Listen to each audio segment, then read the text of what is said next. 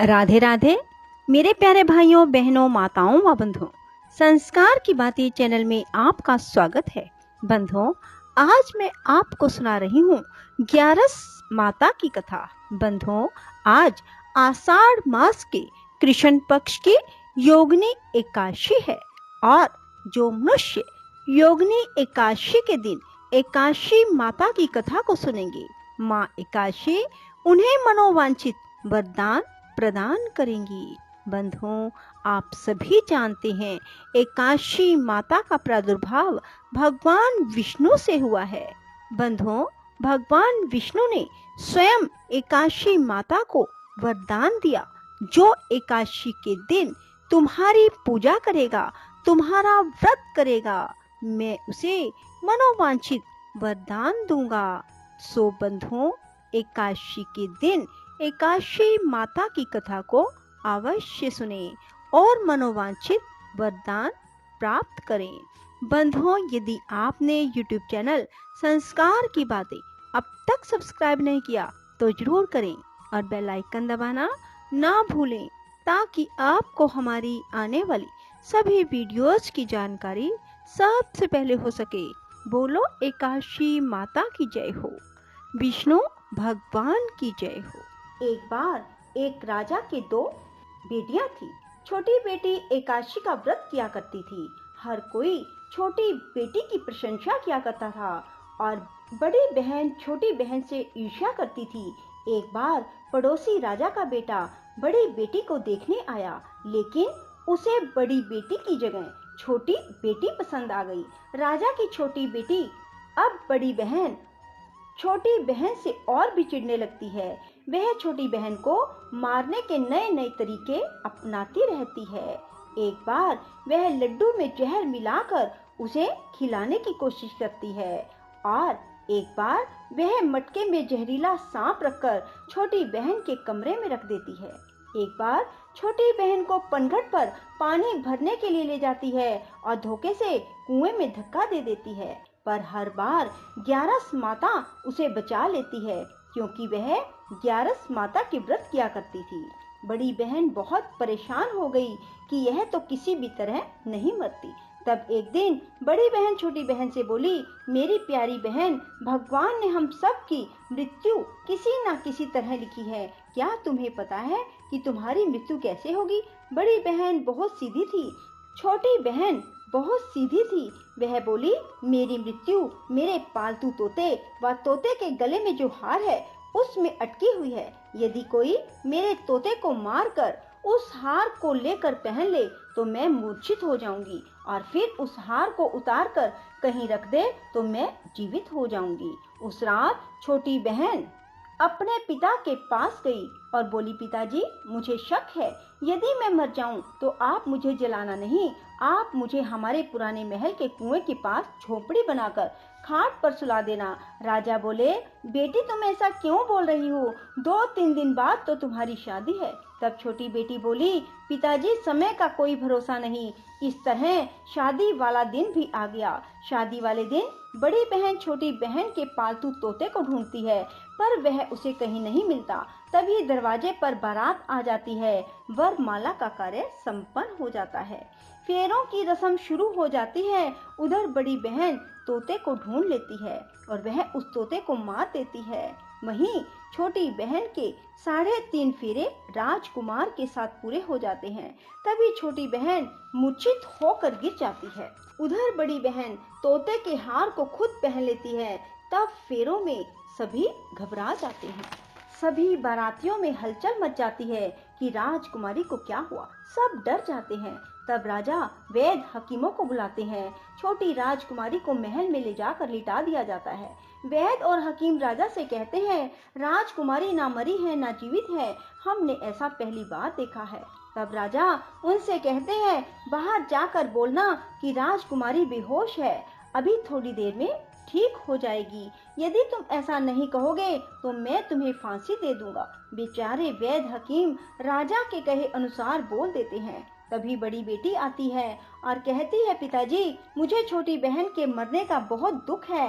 उससे ज्यादा दुख मुझे आपकी इज्जत का है, जो कि खराब हो जाएगी।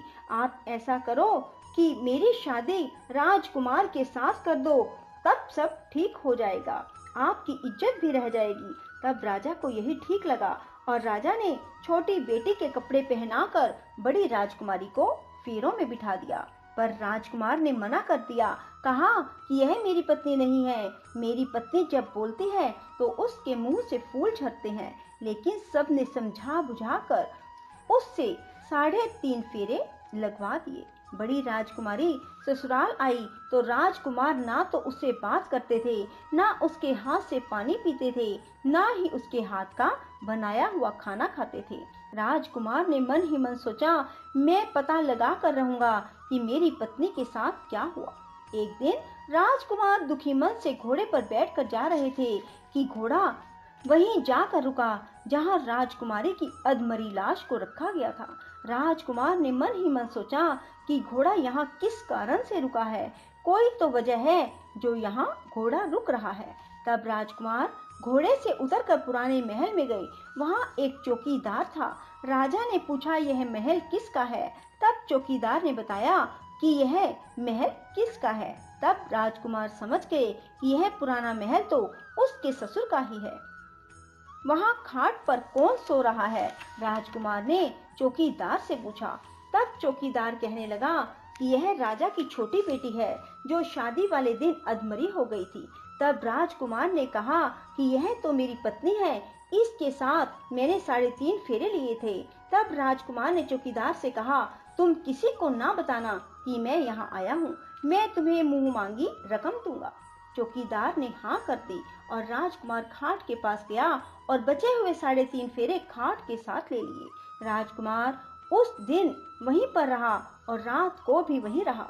छोटी रानी रात को खड़ी हो गई। उसने अपने पास अपने पति को देखा तो वह बहुत रोई। राजकुमार ने पूछा, बड़ी अजीब बात है, तुम शादी वाले दिन मूर्छित क्यों हो गई? तुम्हारे पिता ने मेरी शादी तुम्हारी बड़ी बहन से क्यों करवा दी, जबकि मैंने तुम्हारी बड़ी बहन को स्वीकार भी नहीं किया?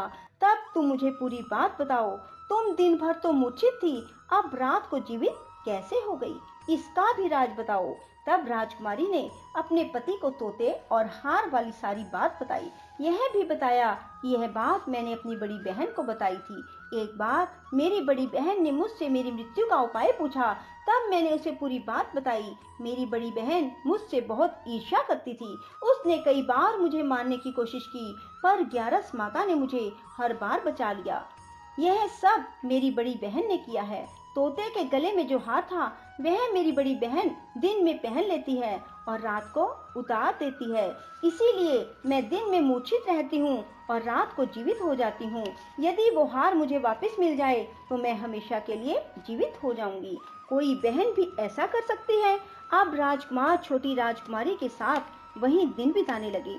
बड़ी रानी ने दासियों को भेजकर पता लगाना चाहा कि आजकल राजकुमार दिन रात कहाँ रहते हैं, पर उसे कोई खबर ना लगी। उधर छोटी रानी गर्भ से हो गई।